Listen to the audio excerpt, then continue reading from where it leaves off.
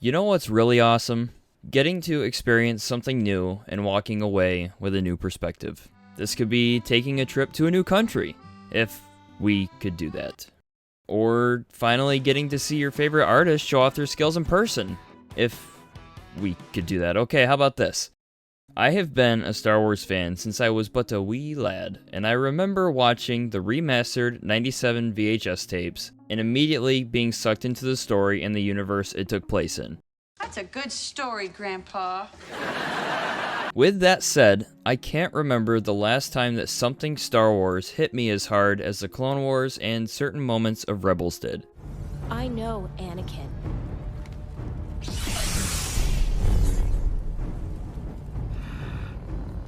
Your vision is flawed.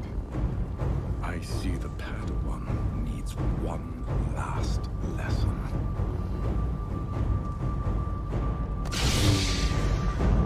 So, who or what was responsible for this perspective shift? Ahsoka. My name is Ahsoka Tano.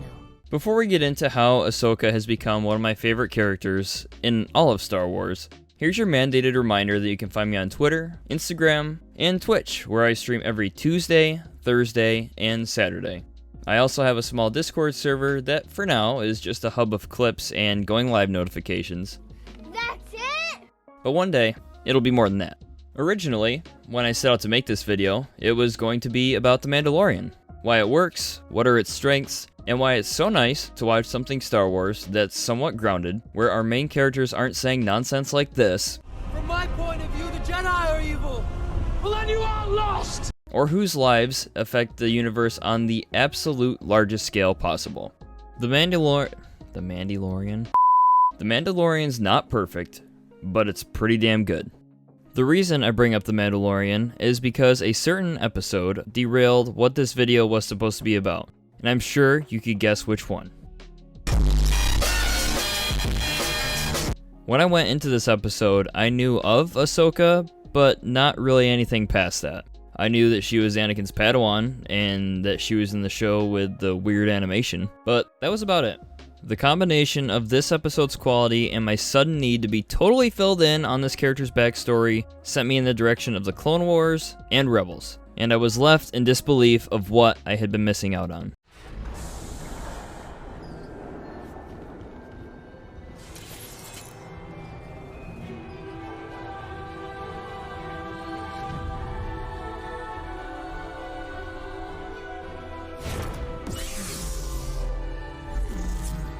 Let me preface this by saying that the Clone Wars is far from cinematic perfection. There are some arcs that I didn't enjoy, or I just straight up skipped. See any sun? It's just hot and oppressive. The filler arcs are strong with this one, but when it was good, it was really good. He said, if you don't join him, he will kill me. I won't let him. Then you will be forced to kill me.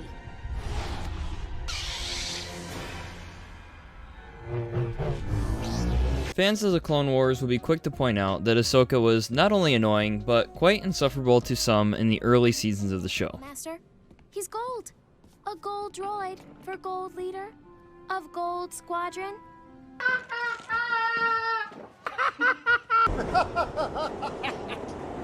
And they would quickly follow that up with the fact that Dave Filoni and George Lucas wrote her character this way intentionally. In short, she's a kid. Kids are stupid. More often than not, children are immature and it takes some time to grow out of that immaturity. Some never do. That must be frustrating. It's worse. He's overly critical. He never listens. He doesn't understand. It's not fair. In spite of all that, I was sold on her pretty quickly, mainly because of her chemistry with Anakin and the impact that relationship would have in the future given where things were headed. You underestimate my power. When I think of how Ahsoka won me over, I would say that the Clone Wars is the start of a journey for her that has 3 tangible parts. Part 1 would be her growing up during the first 5 seasons of the show. Part 2 would be her leaving the Order in Season 5. And Part 3 would be the Siege of Mandalore and everything in Rebels and The Mandalorian. To say that character development is an art form would be a major understatement. There are no shortcuts when it comes to good character development. The biggest thing that I've seen hamper the development of certain characters is simply a lack of patience. It takes time. If you want a character's journey to have an impact and you want it to actually mean something, it can't be rushed. We cannot rush into this. We must remain calm and let the Force guide us. But maybe using the Force taking too long. I understand that not every character has the luxury of a slow burn development that a television show provides. Ahsoka is a perfect example of how a character can have a less than stellar beginning. Fighter Squadron, where are you? Cool your jets, Admiral. We're almost there. Damn! But over time, can evolve into an unforgettable character.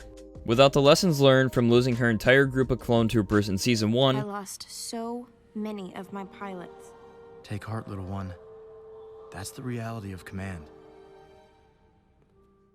to using her improved leadership skills to escape captivity in Season 3, we wouldn't care nearly as much about what happens to her later on.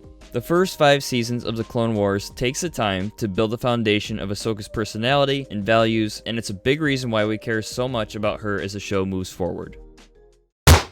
Part 2, for me, is Ahsoka leaving the Jedi Order. Everything up to this point was good character building, but her leaving the Order and the show was a seismic event for her, for Anakin, and for us, the audience.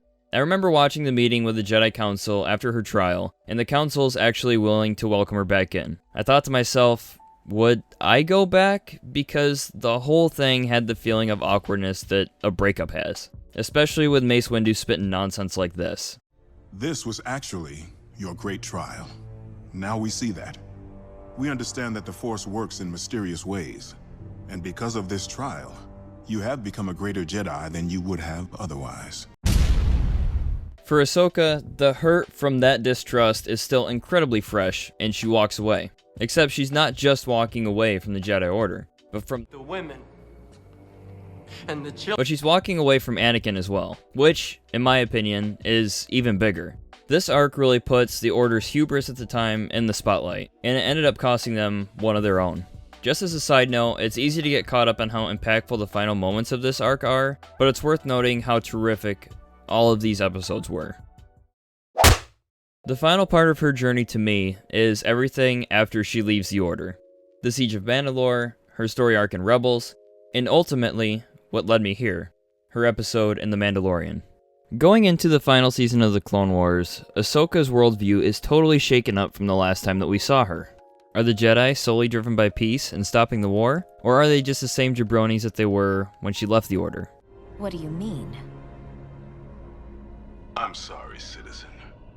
These matters are for the Council to discuss. I understand. The Siege of Mandalore is where we see Ahsoka try to fit back into her old shoes again, but it's not the same as it used to be. The war looks different to her. She's different. She's matured. She stepped out of the echo chamber of the Jedi Council and seen what it looks like from the outside. A prime example of this is her confrontation with Maul. The old Ahsoka would never consider teaming up with a Sith, but this Ahsoka? She's starting to understand that not every issue is so simple as good versus evil. Were you not cast out of your order? I left voluntarily.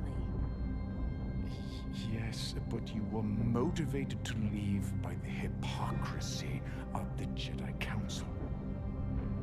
And this lightsaber duel with Maul is one of the best, if not the best, lightsaber duel in all of Star Wars. I think what makes everything so impactful is not only how much work was put into Ahsoka's character development, but also how well these big moments land. Maybe I'm still just a little hurt by how our time investment in Game of Thrones was rewarded. There's nothing in the world more powerful than a good story. Ironic. But man, it feels so good to watch these payoffs stick to landing so well.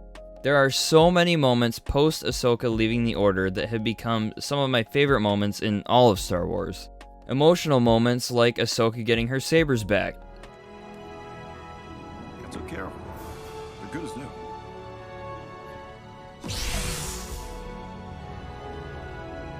Maybe a little better. And seeing Anakin off one last time. Good luck.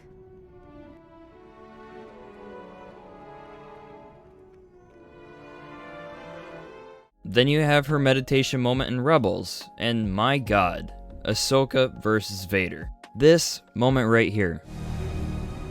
Ahsoka.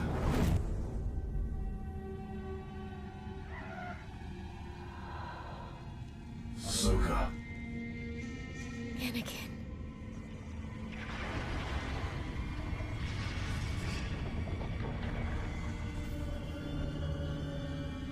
I won't leave you. Not this time.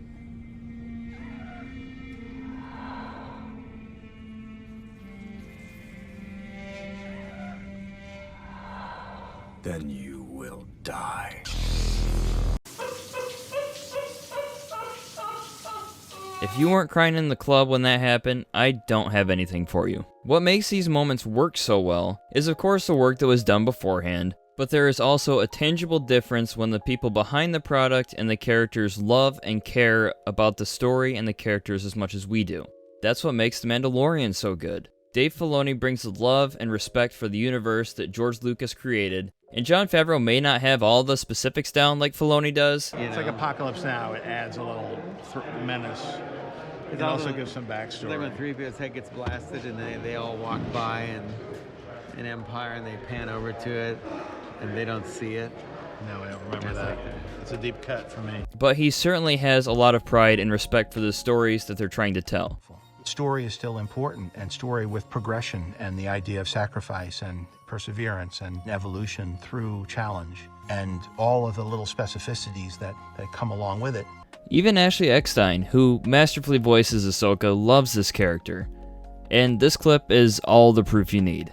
That's why everything I've talked about today is as good as it is. The love for these shows and this character are very real, and without it, I don't think that these moments would be as unforgettable as they are. I'm sure that you can gather from this video that Ahsoka has gone from a character that I only knew of in passing to a character that really means a lot to me. If nothing else, I hope that you leave this video and go on a journey through the shows yourself. If you do, remember, binge watch responsibly. I certainly don't have a problem doing that. Thank you all so much for watching. I truly love making these things, and I promise that the videos will be much more consistent moving forward. The goal is a new video every Thursday, so we'll see if that sticks. Again, if you want to catch me outside of the world of YouTube, I stream on Twitch every Tuesday, Thursday, and Saturday, and all my social links are in the description. Much love, everyone. Stay safe out there, and until the next one, peace out, everybody. What is Ahsoka's strength? She is fearless. That can also be a weakness. Is she a worthy apprentice? No one has her kind of determination. Except you. I'll find her. This may not be within your power. Whatever you're trying to say, Master Plo, just say it. I am suggesting that perhaps, if you have trained her well, she shall take care of herself and find a way back to you.